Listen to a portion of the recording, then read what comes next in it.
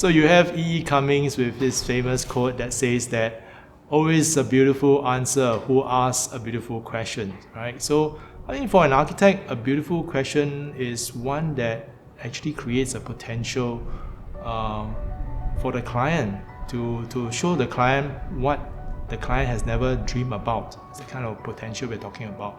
And of course, Warren Berger, who wrote the book A More Beautiful Question, defines it as a beautiful question. It's a question that's ambitious but actionable.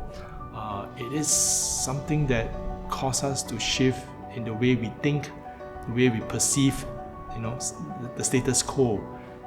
A beautiful question is one that also acts as a catalyst that has a potential to make changes, as a game changer. It becomes very important that in the design education, that students do not see design purely as an intuitive act. They have to become critical thinker. They have to begin to look at design and begin design by asking a series of questions. I always share a story with my students about a design of a particular barn in a park. So the storage barn is to store bulky maintenance materials, so as we can repair the park now and then. The conventional solution was to really house all the bulky materials within an interior space, probably end out to be a size of a basketball court, because they need a forklift to go inside to move these bulky materials.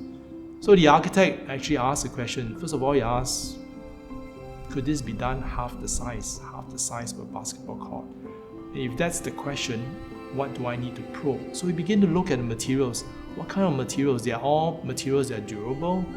They can be exposed to the element. So what he did was that he conceived the building in such a way that the stores were all put on the outside. So you have all your bulky material of bricks, lumber, store on the outside.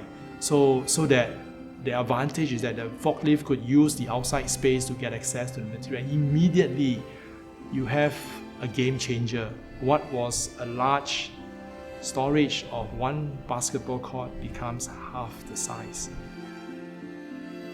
So what is the value? I mean, design is always about value making. The value here is that you have saved resources, you have made the operation easier, and you have created a very interesting piece of architecture.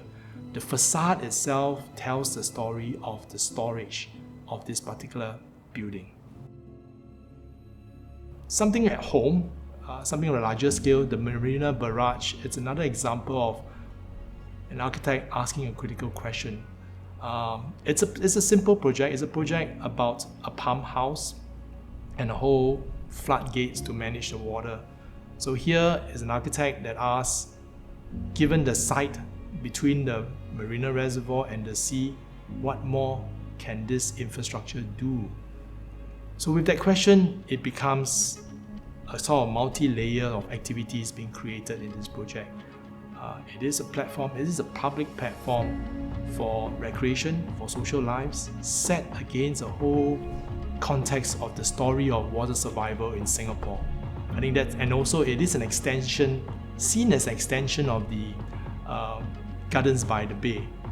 So this would not have been possible if that critical question is not being asked. When you ask a beautiful question, it spins a whole process of learning for yourself, because it allows you to know what you need to find out to go to the next stage. And at the next stage, having found the answer, it also enables you to ask some more questions, and it leads you on to your final destination, which probably, hopefully, is the resolution of your design proposition.